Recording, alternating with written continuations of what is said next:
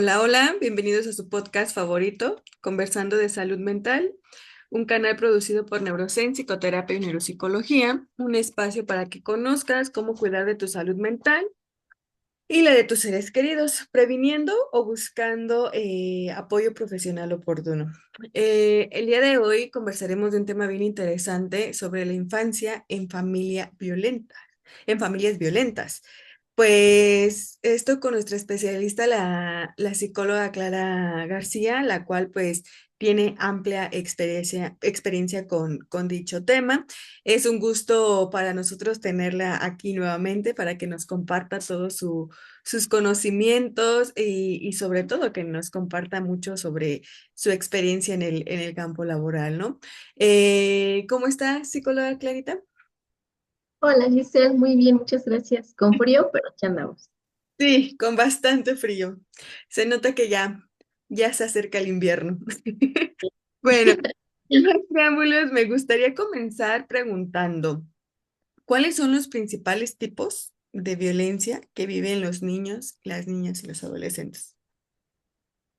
Fíjate que es un tema serio porque lleva a muchas pacientes mujeres, bueno, tú sabrás en tu experiencia con mujeres, pero la violencia en la familia afecta de manera enorme a los pequeñitos. Llegan a terapia, llegan a consulta con mucha, muy afectados, vaya, porque a un niño le es tan difícil entender cómo su ambiente en el que debería ser cuidado y protegido, pues dentro de ese ambiente es violentado, ya sea presenciando la violencia o siendo, vivenciando esta violencia. Los principales tipos de violencia que se dan entre las familias, pues es obviamente la violencia física, que pues va desde en el violentómetro, ¿no? Nos marca, ¿no? Desde cosas tan sencillas como, hey, un zape levecito hasta golpes que pueden llevar a la muerte a una persona, ¿no? Ya son golpes muy, muy graves. Entonces los niños presencian este tipo de violencia, a veces entre sus padres, o de los padres a sus hermanos, o de los padres al mismo niño. La violencia física, pues decíamos, es todo esta golpes o ya con la intención de dañar, ocupando la fuerza. ¿Uh?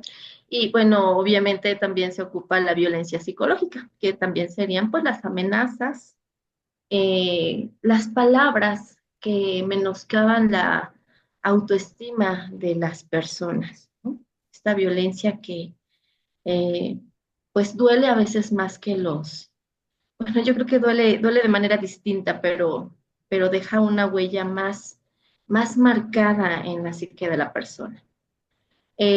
Obviamente la violencia, lo que es el abuso sexual, es un tema que ahorita lo vamos a tocar muy, muy por encima, pero es un tema amplio, preocupante, eh, vasto, enormemente vasto. Eh, pues que los niños llegan a presenciar, pues también es la violencia económica que se ejerce en la familia, estamos hablando de los principales, y la violencia patrimonial, este tipo de violencia en que los padres eh, ven o en cómo, por ejemplo, el papá no llega a romperle sus cosas, ¿no? En plan de cuando está enojado, ¿no? Dañar sus pertenencias, como romperles sus cosas, romperles el celular, romperles sus juguetes, no sé, cosas que son de aprecio, bueno, que son sus bienes del pequeño o de la mamá, o esta violencia patrimonial es uno de los que también los chicos se les queda muy marcado. ¿No? Y bueno, decíamos la económica, pues en donde no se cubren con toda la intención de controlar desde lo económico. Uh-huh. Entonces, es como con lo que más se llega a uno, bueno, yo a topar en consulta que los niños se quedan como con ese tipo de violencia muy grabados. Ajá. Sí, completamente. Sobre todo, justo dar a conocer al público el cómo se vivencia, cómo se dibuja y cómo toma forma la violencia, ¿no? Porque solamente creemos que la violencia pues son golpes o son insultos, ¿no? Y hasta ahí decimos, pues eso es algo, una conducta violenta, ¿no? Pero también tenemos estas otras violencias o estos tipos de violencia que acaba de mencionar, que es la patrimonial, que muchas veces creemos como papás que tenemos la autoridad, el poder o el derecho de atentar contra sí los bienes de los pequeños, ¿no? Un juguete, no sé, algo con lo que el niño pues tenga, ¿no? Y que creemos que eso es una forma de educarlos, que es como un castigo, ¿no? Que es como un límite o que es como una regla cuando no, o sea, es una forma de violentar y vulnerar los derechos de la niñez, ¿no? Y esto da pauta para que nos pueda explicar cuáles son los principales paradigmas justo que alimentan la violencia intrafamiliar. Tú bien lo decías, ¿no? Los padres se sienten con este derecho, ¿no? Con este derecho de ejercer la violencia, pues es justo esto, ¿no? Es ejercer poder sobre una persona, ¿no? Demostrar que estás por encima de y justificando, ¿no? Como padre de, ay, es que te estoy educando, cuando en realidad este tipo de castigos lo que menos hacen es educar.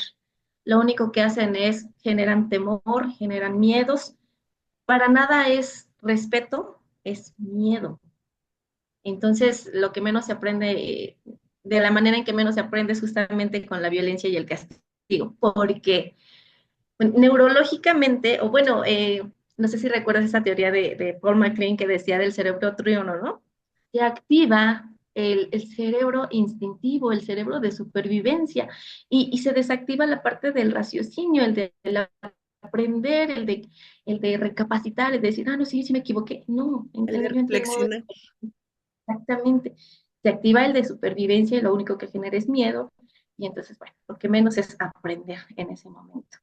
Es protegerte, defenderte, proteger a mamá, proteger a tus hermanos y eso. O sea, un ambiente violento lo que menos hace es educar. Genera miedo, pero esa es otra cosa. Uh-huh.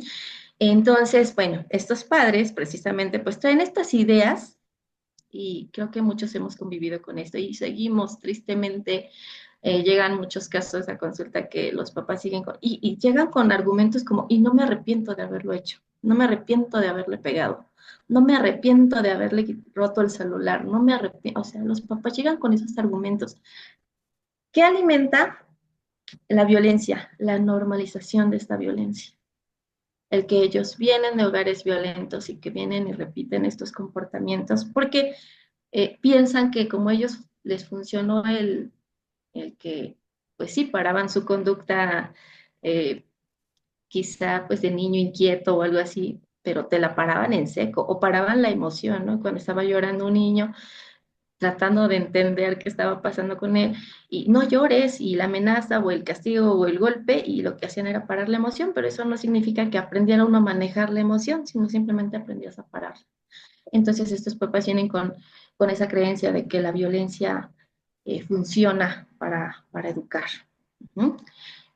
Son son estos papás que simplemente llegan con estas amenazas y castigos diciendo, pues el adulto soy yo, el que manda soy yo, y las personas, más bien la cultura, en general los avalamos cuando en la calle hay un niño haciendo algún berrinche o, bueno, llorando por algo que no entiende y nosotros le decimos, ay, pero por qué no lo calma, no?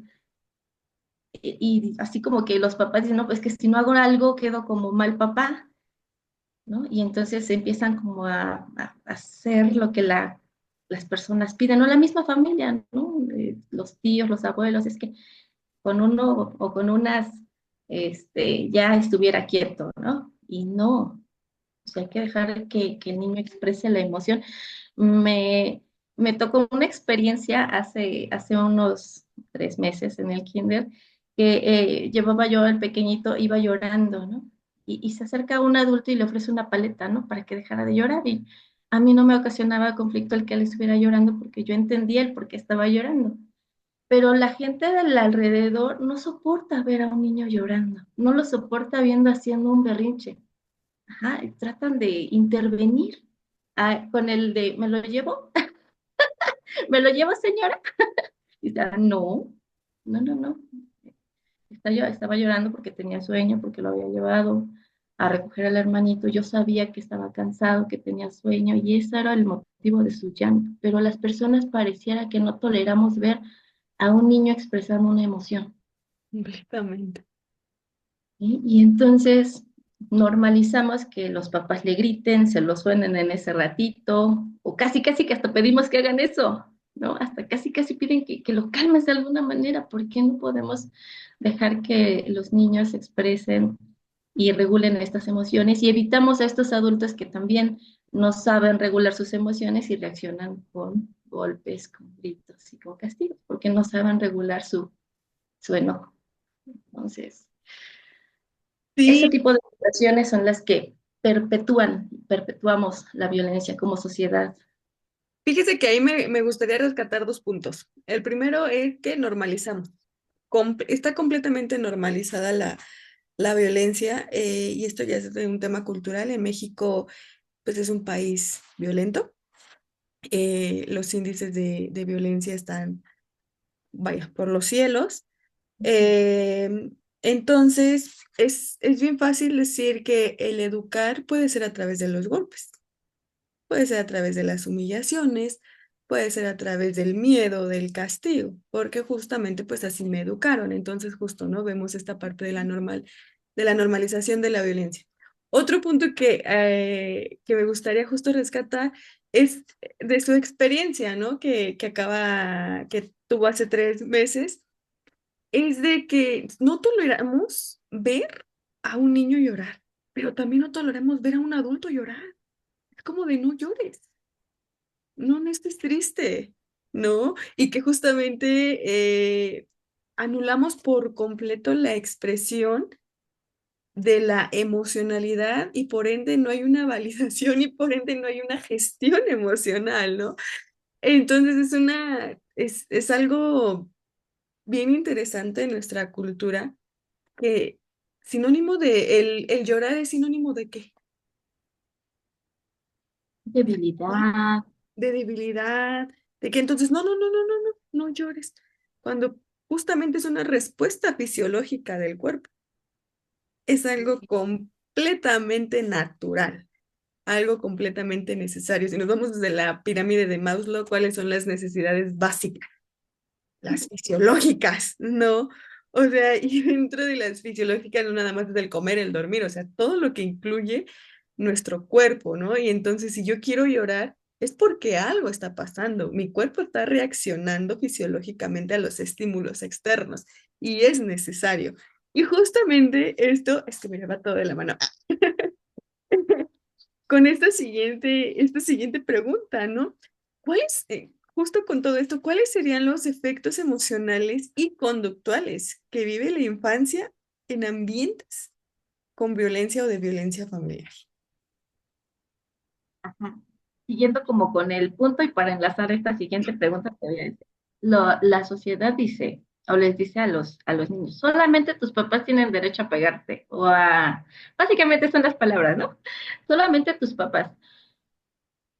Y yo digo, ¿cómo si para el niño sus figuras de protección y seguridad son los papás, son los que tienen derecho de pegarle? Qué incongruente es esto para un niño, qué difícil de entender es esto para un pequeño que es violentado.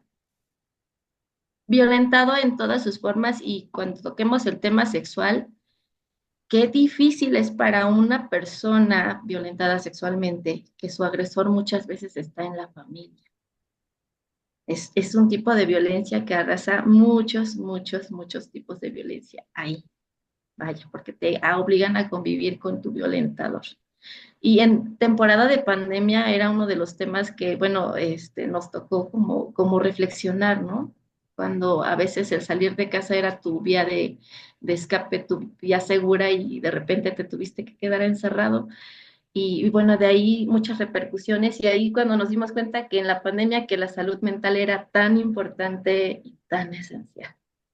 Entonces, entender para un pequeño que sus figuras de seguridad, protección, apoyo, amor, son los que le violentan, es algo sumamente difícil de entender, sumamente complicado y empiezan a presentar patologías, tal cual como lo es la anorexia. Hay niños que agarran, toman esta aversión a la comida por esta cuestión emocional, porque ya es una cuestión emocional.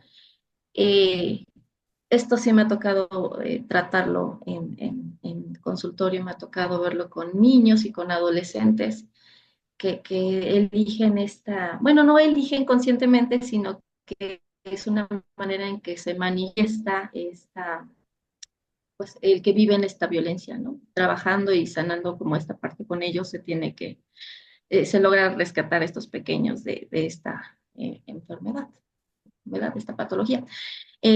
Son pequeños que llegan, estos chiquitos también, ahorita se me viene, es que por eso me decía tantito en mi cabeza, estos pequeñitos con TDA, estos niños inquietos, ¿no? Niños inquietos, su cuerpo es así, ¿no? Y los papás no pueden a veces lidiar con eso, no saben. Y para esto es sumamente importante y ahí entra el papel por ejemplo, las compañeras que trabajan allá en UROCE, ¿no? Me encanta ese papel que tienen de psicoeducar a los papás con estos temas, ¿no? De que obviamente no lo vas a parar con un golpe porque, porque un golpe no para un niño con esta condición, ¿no? Eso es un niño inquieto, es un niño que su naturaleza es así o niños que son obligados a socializar cuando son niños que no son diagnosticados con autismo, ¿no? Por ejemplo. Entonces, no, es que tienes que, es que ¿por qué? ¿Por qué eres así, no? Violentándole su personalidad, su esencia, ¿no? Prácticamente este pues, padecimiento, ¿cómo decirlo? Lo que es el autismo para ellos, no es algo que eligieron, sino es que su cuerpo, su mente, su todo es así, no es nada más porque él elija no convivir, entonces le violentan obligándole a, no es que tienes que convivir con las personas, y para ellos es sumamente difícil, sumamente complicado. Entonces son violentados hasta en ese tipo de cosas que los papás dirán, ay, pero ¿qué mal le puede estar haciendo si yo lo que quiero es que sea normal? Pues precisamente eso, lo estás obligando a algo que él no es. Es tan único, tan él que no lo, es violentarlo, es agredirlo cuando tú le obligas a participar con mucha gente, a un niño con autismo o a un niño que es inquieto, lo obligues a sentarse bajo amenazas, bajo golpes, cuando pues es su todo, es su cuerpo, es su mente, es una mente diversa, divergente, ¿no? Les llaman niños neurodivergentes. Entonces, es violentarlos desde esta cuestión. También llegan pequeños, obviamente, con esta cuestión de, pues justamente de personalidades tristes, personalidades deprimidas tal cual, porque justo no logran entender eh, lo que está sucediendo en casa, ¿no? Lo que sucede con sus papás cuando están presenciando golpes y cómo obligar a un pequeñito a elegir entre las dos figuras que él ama, ¿no? O incluso también violentados desde la parte de no dejarles conocer o convivir con una persona que ellos saben que es necesaria en su vida, que no lo saben de aquí, sino lo saben de aquí, de querer estar con mamá o querer estar con papá, y entonces se les violenta desde esta parte de no dejarles. convivir con ellos. Entonces somos tan, como adultos, tan eh, agresivos en muchas formas con los niños.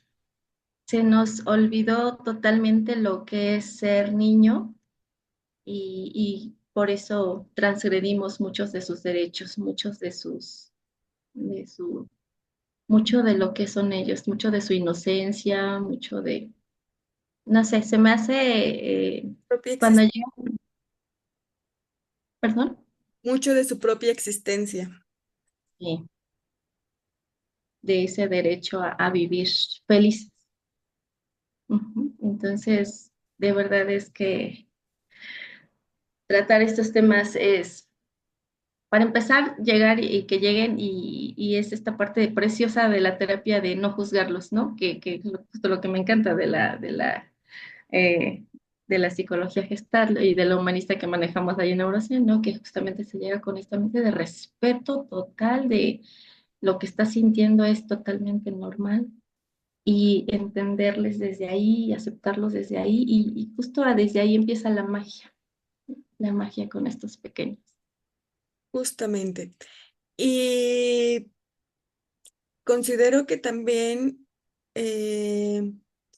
son pequeños que también viven frustrados o enojados al no Sí. entender lo que está sucediendo. Cómo es que estas figuras que son de amor, de protección, de cuidado, Ujú. transgreden mi integridad física, emocional, ¿no? Cómo es que me dice, te amo, doy todo por ti, pero al mismo tiempo me lastima, lastima mi cuerpo, lastima mi autovalía, diciéndome cantidad de insultos, de palabras hirientes, al no cumplir con las expectativas de estas personas, ¿no? De estas personas adultas. Porque usted utilizó estas palabras, ¿no? El tienes que es mucho, que tiene que ver mucho con el deber ser, con esta externalización de lo que yo como papá idealizo de ti, tienes que serlo y tienes que encajar en esa idealización. Y si no encajas, ¿qué pasa conmigo, papá? ¡Pum! Se desestructura todo eso y no. ¿Cómo puede ser que mi hijo no pueda socializar si es algo completamente normal? Ay, algo está pasando, es un maleducado, ¿qué estoy haciendo yo? Y ¡pum! Empiezan todas estas agresiones hacia los niños. Entonces, justo, ¿no? Claramente los niños se enojan, es como de, ¿qué está pasando? ¿Y cómo pueden? Y justo aquí también yo quiero a usted preguntarle, ¿no? En estos casos que si le han llegado, ¿cómo se ve conductualmente? ¿Cómo podemos ver conductualmente a un niño que vive enojado? Dices tú la palabra enojado, pero muchas veces ni siquiera llegan sabiendo que están enojados, ¿sabes? Llegan tristes. Ujú. Es como la emoción más que presentan estos pequeñitos, tristes. La mirada es una mirada que mira hacia la nada, ¿sabes? Como tratando de entender. Llegan apagados, apagados en esa luz que es un niño, ¿no? En esa energía que son, esa, llegan apagados. Y es hermoso ver cómo de a poco se van recuperando, cómo se vuelve, cómo les permite en la terapia volver a ser niños. Y es una etapa que dura tan poquito, y entonces es algo Sí. que rescatarlo en terapia de verdad es magia, es mágico verlos recuperar la confianza. Ya déjate de en sus adultos, porque tristemente es muy difícil cambiar la ideología de los adultos, muy difícil. Ujú. Aquí solamente los papás cambian porque, punto número uno, no quieren seguir pagando tanto tiempo la terapia porque pues obviamente se le están diciendo, pues usted si quiere continuar así, pues no hay problema, va a seguir pagando, ¿no? Y no es aquí, es en otro lado. Y si no, pues a la larga, ¿cómo va a ver, a la larga, cómo va a reaccionar su hijo, ¿no? Va a salir más complicado entre más tiempo pase si usted no hace ajustes. Yo no les digo cambiar, yo no les digo, si usted no cambia, si usted no hace estos ajustes, pues esto va a llevar mucho más tiempo, porque dicen no, no pagando tanto tiempo, ¿no? Lo económico es una de las cosas que funciona para los adultos, porque pues el dinero le genera mucho valor para ellos, ¿no? O llevarlos a la reflexión de que a la larga, ¿qué pretenden o cómo piensan ellos que va a continuar su niño o su adolescente? ¿Cuál va a ser el peor escenario? Ujú. Y entonces una vez que ellos medio logran comprender, logran reflexionar esto, pues sí hacen ajustes necesarios. No, no llegan enojados, fíjate, los niños estaría padrísimo que llegaran enojados, porque el enojo es algo que es más fácil de expresar, es más fácil de sacar que la tristeza, Claro, que la depresión. claro, claro, Ujú. claro. Es más fácil, si es el término correcto, poder identificar un enojo o estar feliz, identificar que estamos tristes, porque es una emoción que tratamos de anular por completo, ¿no? Y Siempre que se está reconozcan. eh, en Ujú. busca de la felicidad, ¿no? Siempre se está en busca se le da un valor, creo que muy sobrevalorada la felicidad, que justamente se anula por completa por completo el que estamos tristes, ¿no? Sí, y nos digo, bueno, ¿cómo es sentirme triste? ¿Qué es sentirme triste? Lo tenemos tan anulado que, pues vaya, no lo logramos identificar. Entonces, con lo que usted nos menciona, los niños justamente viven, habitan esta tristeza. Y que reconozcan qué les causa la tristeza, es entonces identificar y hacer real que están siendo violentados, ¿no? Exacto. Ponerle nombre a lo que están viviendo. Ponerle exactamente. Entonces, para ellos es muy raro el niño que llega directamente me dice, mi mamá me pega, o mi mamá, en alguna ocasión llegó una niña y me dice, este moretón que ves aquí me lo hizo mi mamá, porque me aventó tal objeto. Es muy, muy difícil que un niño, imagínate cuánto valor tuvo esa pequeña para decir eso, para justamente evidenciar a su mamá, no, acusar a su mamá, acusar a su mamá que tuvo algo así, que tiene un moretón porque la mamá le aventó un objeto, ¿no? Wow. Entonces, es muy raro, normalmente se esconden y dicen, no sé, no sé, no sé, no sé, y es muy difícil llegar como que para que ellos reconozcan lo que está pasando. Ahora, Ujú. Ujú. con todo esto que usted nos comenta, nos gustaría justamente para todos aquellos que nos escuchan, ¿no? ¿Qué, qué recomendaciones daría o qué recomendaciones puede brindar a los miembros de la familia para evitar este tipo de conducta violenta? Fíjate que hubo una vez una niña que me llegó diciendo, yo conozco el tono de voz de mi mamá. Cuando ella tiene tres tipos de voz. Una cuando está tranquila, cuando está feliz. El segundo es cuando se empieza a poner enojada y su tono de voz es un poquito más alto. Y el otro es cuando ya me va a pegar. Ujú. Esta pequeñita logró conocer a su mamá a ese grado. Ajá. Entonces, su estrategia o a lo que se le lleva en terapia es a, esta, a este autocuidado. ¿Cómo? Porque te digo, cambiar al adulto es sumamente difícil, pero brindarle las herramientas a este pequeño para el cómo tú puedes evitar que tu mamá llegue al tercer escalón o al segundo. Ajá. Pero no, no desde aventarle la responsabilidad al pequeño, no, sino desde yo cuidándome, ¿cómo evito llegar a que mi mamá llegue al tono 2 y al tono 3, a los tonos de violencia? Ujú.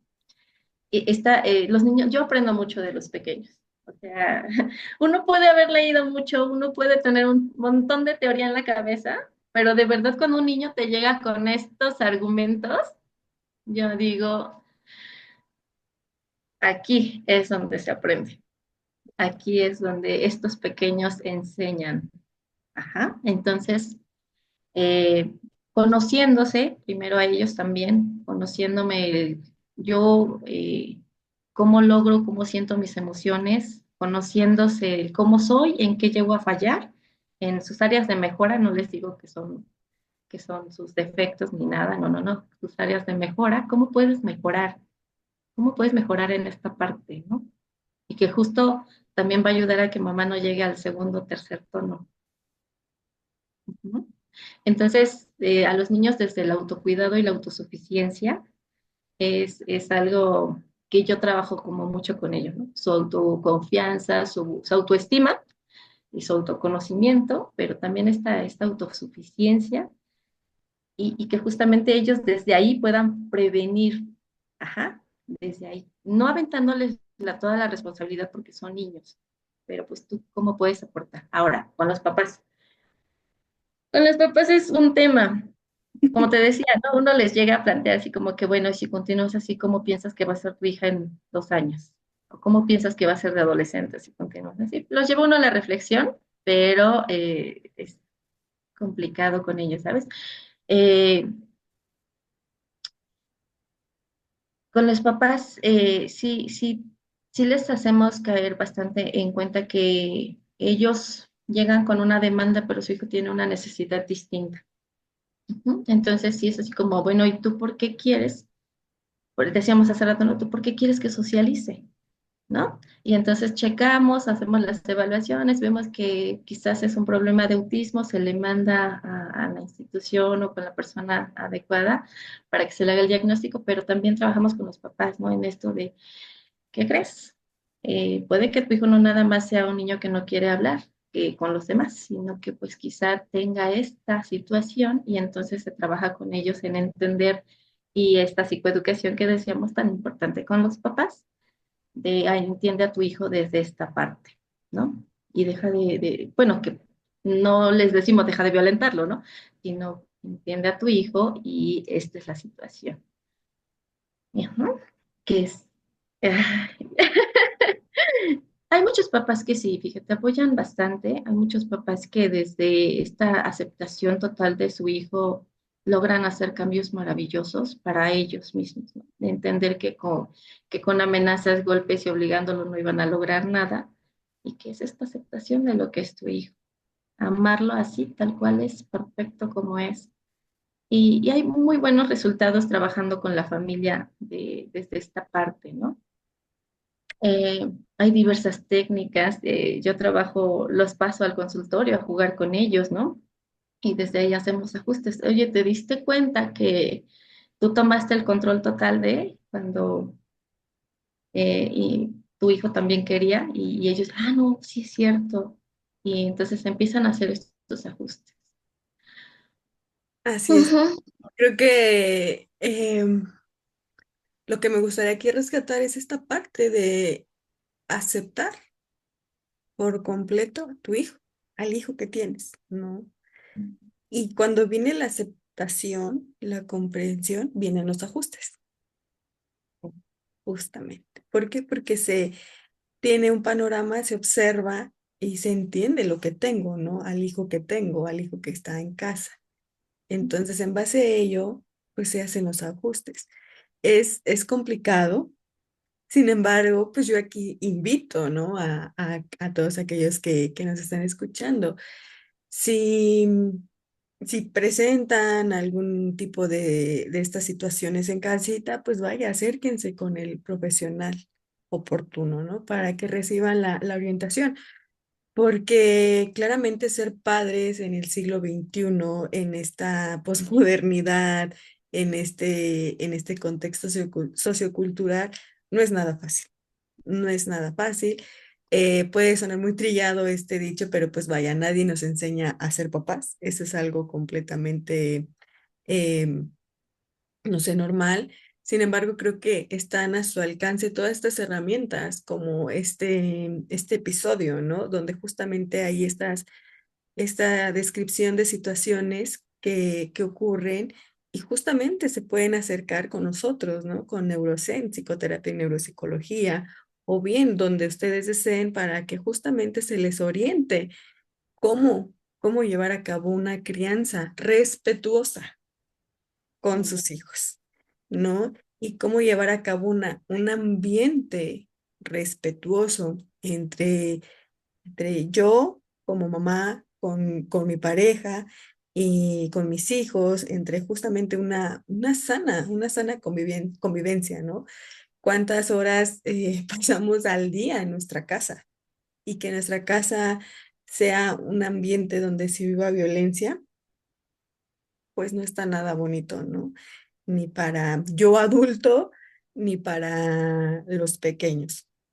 Entonces creo que sería algo que a mí me gustaría rescatar, que es justo acercarse con las personas profesionales, pues para recibir la orientación necesaria o la orientación de acuerdo a su demanda. Y en Neurocen lo padrísimo que tiene este espacio es que hay apoyo de diversas especialidades, ¿sabes? A veces en lo que yo estoy trabajando lo emocional con el pequeño, el papá ya está tomando terapia con el especialista adecuado, ¿no? Porque hay distintos, hay en adicciones, hay terapeuta familiar, hay terapeuta de desarrollo humano, entonces ahí checando, sacando sus temas, que eso también le permita ser un mejor padre. Ujú. Claramente. Y en Y los pequeños, pues es lo que ellos pueden hacer. Ujú. sí, claro, ¿no? Eh, desde su especialidad, que usted es psicoterapia infantil, justo, ¿no? Trabajar toda esta parte con los padres es como ellos habitan la paternidad y la maternidad, cómo la habitan, cómo la vivencian, ¿no? Porque justo hay muchos introyectos para vivenciar estas, em, estos papeles, ¿no? O estos roles que justo que hay mucho con el deber ser. Entonces, justo eso se trabaja ya con los especialistas correspondientes. Pues bueno, estuvo maravillosa la plática que tuvimos el día de hoy. Siempre me encanta tenerla aquí. Siempre nos deja un muy excelente sabor de boca con todo su conocimiento, con todas sus experiencias. Y pues creo que esto es más que oportuno para nuestro auditorio, ¿no? Para nuestro público, pues la charla que tuvimos el día de hoy. Le agradezco nuevamente la participación en este podcast. Y pues bueno, antes de despedirnos, yo los invito a darle like al video, claramente, pero también a nuestro canal de Neurocen, Conversando de Salud Mental, y suscribirse también pues, a todas nuestras páginas, ¿no? A todas nuestras páginas oficiales. En Facebook aparecemos como Neurocen, en Instagram como neuro.zen, en TikTok también pues ahí subimos contenido relevante de justamente de psicoeducación. También subimos el contenido de cuando llegan a ver webinars por parte de Neurocen. Todo esto con la finalidad de la promoción, ¿no? De la salud mental. Y pues bueno, ahora sí, nos despedimos. Les deseamos siempre lo mejor. Hasta la próxima.